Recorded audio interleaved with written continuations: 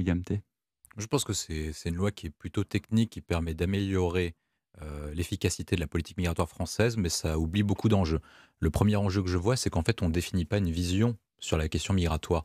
C'est-à-dire qu'on essaie d'apporter des réponses techniques, alors qu'on a un problème stratégique en France. Le problème, c'est non pas le fait qu'il y ait de l'immigration ou pas, c'est qu'en fait, qu'est-ce qu'on veut faire, nous, de l'immigration, et quelle immigration on veut accueillir en France. Je vais comparer la France à la politique plutôt américaine et plutôt anglo-saxonne. C'est-à-dire que les anglo-saxons considèrent qu'avec le déclin de leur niveau éducatif, ils doivent attirer les meilleurs talents étrangers, d'où qu'ils ont une politique cohérente en termes d'enseignement supérieur. Notamment, ils attirent les meilleurs talents venant d'Inde, de Chine, etc. Sinon, on veut faire une politique, ce que moi je préconise, une nation d'industriels et de savants, et qu'on considère que notre niveau éducatif, notamment dans le primaire et le secondaire, ne nous permet pas d'avoir assez de talents. Dans ce cas-là, on peut dire que l'immigration peut être une bonne chose venant de ces pays-là pour attirer les meilleurs talents du monde entier, afin que la France rayonne de nouveau et qu'on puisse pratiquer ce que j'appelle le nivellement par le haut plutôt que le nivellement par le bas. Ensuite, après, il y a un point qui est essentiel, c'est l'enjeu de civilisation. C'est-à-dire qu'en fait, on accueille des populations auxquelles on peut avoir un doute si elles peuvent s'intégrer durablement en France, vu qu'on a déjà des problèmes communautaires importants. Et à partir de ce moment-là, quelle politique d'immigration, quelle politique d'intégration, voire d'assimilation, on peut pratiquer dans ce pays? Et je pense que ce sujet de loi, du projet de loi immigration ne répond absolument pas. Benjamin Morel soulève un point essentiel, c'est que les Français subissent davantage l'immigration qu'ils la contrôlent. En fait, les Français contrôlent quasiment plus leur destin, et c'est ce qui avait conduit notamment au départ des Britanniques. C'était l'une des raisons essentielles des départs des Britanniques de l'Union européenne. En fait, quand vous prenez la politique migratoire française, vous avez chaque ministre de l'Intérieur qui arrive et qui dit « moi je vais réussir à maîtriser l'immigration ». La vérité, c'est que la France est enfermée dans des carcans législatifs, réglementaires et européens qui l'empêchent d'agir concrètement.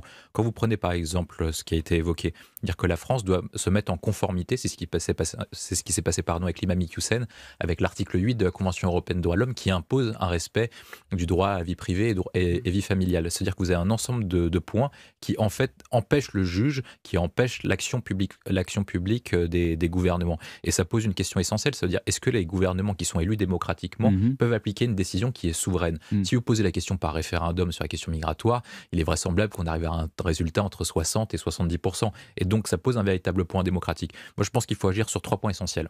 Le premier, c'est de faire en sorte d'affronter les règles européennes. Et je pense qu'on a un phénomène qui est très intéressant, c'est qu'en fait, il y a une grande partie des pays européens qui sont davantage d'accord avec la France Mmh. qu'avec la position allemande. Je pense aux pays du Visegrad, Mmh. aux pays du Sud, notamment avec l'Italie de Meloni, et davantage des pays du Nord qui ont changé de coalition, alors que ce sont des pays davantage sociodémocrates qui sont plus proches de la ligne allemande.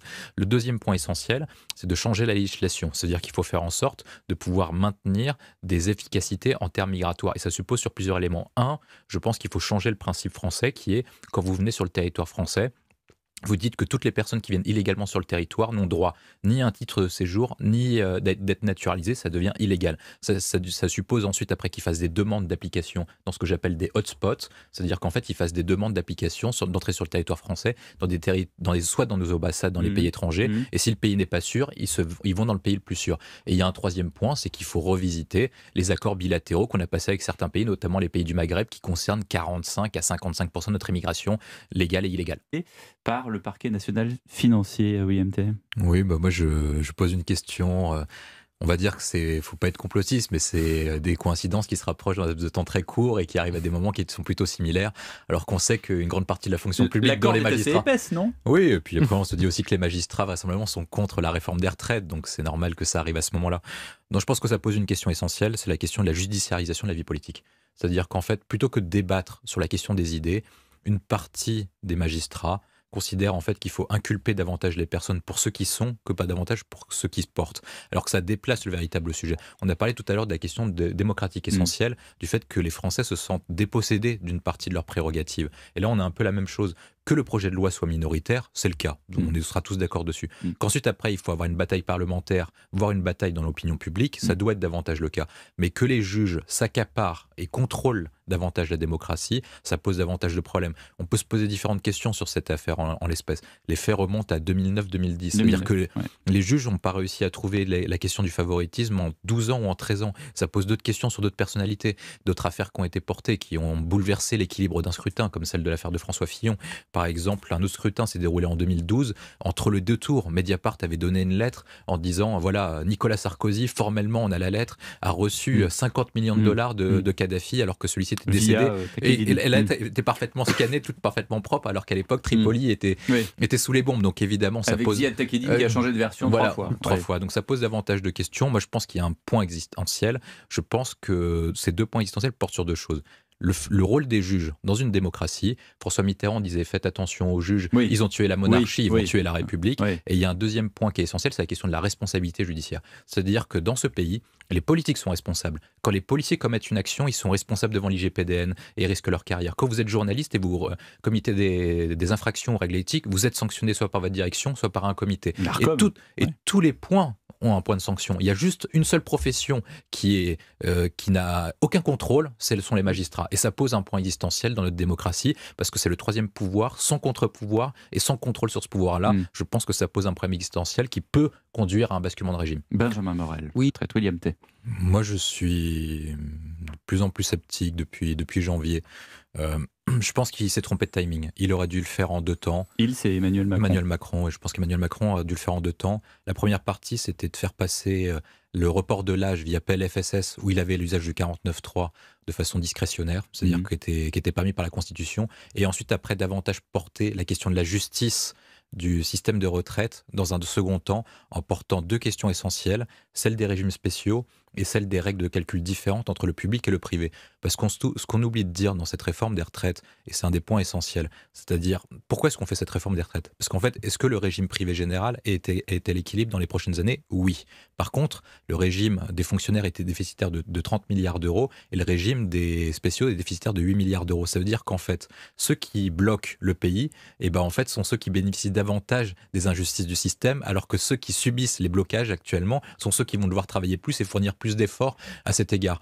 Et une fois qu'on aborde ce point-là, sur la question de la justice, en fait, on retourne la question qui est posée. Parce que tant qu'Emmanuel Macron sera face à la question de l'âge, il ne pourra pas passer. Et il est vraisemblable que quand on arrive dans les semaines à venir, que dans les enquêtes d'opinion montrent que le rejet de la réforme des retraites soit de plus en plus important, car il est mal porté pour différentes raisons, il est vraisemblable qu'il perd des soutiens au Parlement. Pour une raison simple, c'est-à-dire que les députés LR qui risquent de la réélection, vont retourner dans leur circonscription, surtout que le corps de députés LR a changé. Si vous n'avez plus des députés LR qui sont dans le 15e arrondissement de Paris, dans le 16e, dans le 17e ou dans l'ouest parisien, mais qui sont élus de circonscriptions rurales et principalement de gauche. Donc ces députés-là vont se dire, si on risque notre réélection, est-ce qu'on va s'associer au gouvernement Macron? Vraisemblablement pas, surtout que Macron pointe le cas de la dissolution. Donc, et s'il perd l'usage parlementaire, il lui reste une seule solution, le 49.3. Et si par cas, il passe en force avec le 49.3, avec un tel rejet de l'opinion publique et un tel blocage dans la rue et un blocage dans les chambres, il est probable que ce soit la fin du régime de Macron. Benjamin, les États américains qui sont certes dépeuplés,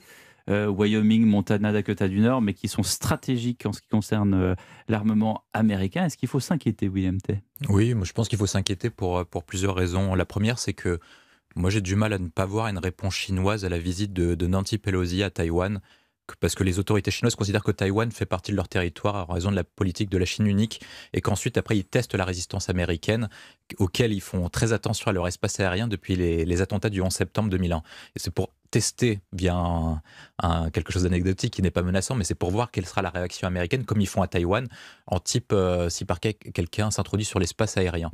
Ensuite, après, je pense qu'il faut s'inquiéter pour une autre raison, c'est qu'en fait, on est passé à la 3e ère des relations internationales depuis la Seconde Guerre mondiale. La première ère était celle de la guerre froide, la deuxième ère était celle de l'hyperpuissance américaine, et on arrive à la 3e ère qui marque la fin de l'histoire de Francis Fukuyama, qui est celle du conflit, de la rivalité entre la Chine et les États-Unis jusqu'à 2050, auquel le président chinois a annoncé 2 choses. La première, c'est qu'il était capable de concurrencer les États-Unis sur tous les domaines, et il veut capable de le concurrencer même sur l'espace aérien. Il a dit qu'il pouvait battre les États-Unis en économie, sur les questions agricoles, dans les airs, sur mer, sous les mers, et même sur terre. Et il a dit une autre chose qui était très importante aussi dans ses vœux il y a 1 an aux militaires, c'est que si par cas un pays voudrait résister aux ambitions chinoises sur Taïwan, il se heurterait face à leurs montagnes et leur sang coulerait dans leurs rivières. Donc c'est assez explicite en termes de menaces.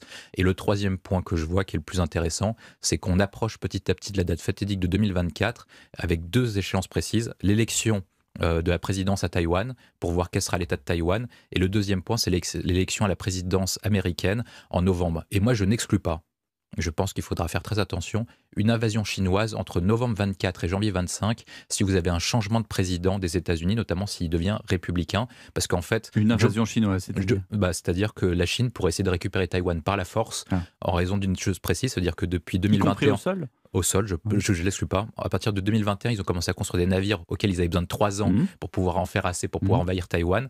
Et le deuxième point, c'est qu'est-ce que fait le président des États-Unis si c'est pas que c'est Joe Biden qui est battu le 4 novembre 2024 et qu'il y a une invasion militaire, est-ce qu'il aura la légitimité pour décider d'une intervention américaine au sol à Taïwan ?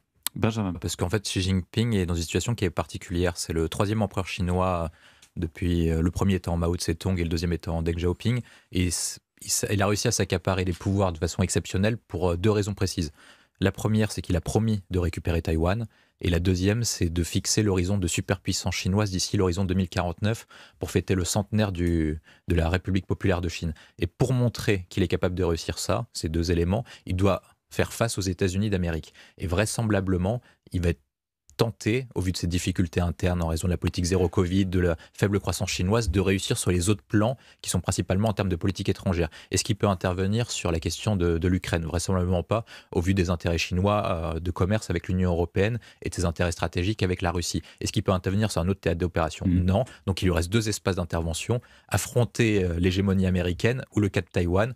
Le cas de Taïwan, vraisemblablement, ils ne seront pas prêts d'ici la fin de l'année, avant la fin de l'année. Donc, il lui reste de tester la résistance américaine d'une autre manière, soit de les battre au sol, comme je l'avais dit, soit de battre sur un autre espace. Mais en tout cas, il faut qu'il montre qu'il est capable de battre les États-Unis sur des domaines. En attendant, dans l'immédiateté du moment, les États-Unis, ils font quoi ? Ils vont observer ces ballons chinois en continuant à s'indigner. Anthony Blinken a reporté son voyage à Pékin qui crée une sorte d'incident diplomatique parce que les Chinois se fâchent. Moi, je ferai un parallèle. Je pense que les États-Unis ont fait une erreur.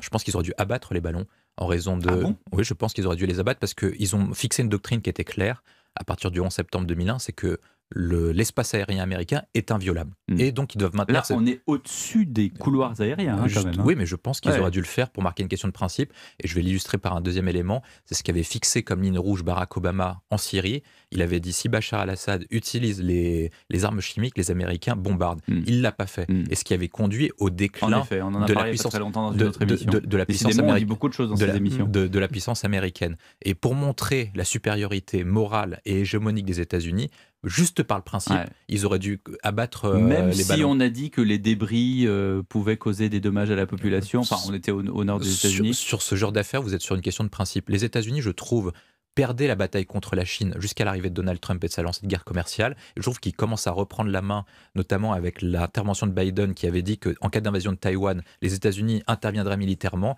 Et la visite de Pelosi était en train de reprendre la guerre du narratif avec le récit suivant, démocratie contre régime autoritaire. Donc ils commençaient petit à petit à se refaire des alliés, à reprendre la main. Et là, ils commencent à le perdre de nouveau, parce qu'on aura tous une seule question, c'est si par que les États-Unis n'interviennent pas sur leur propre territoire, est-ce qu'ils vont oser envoyer les GI à Taïwan ?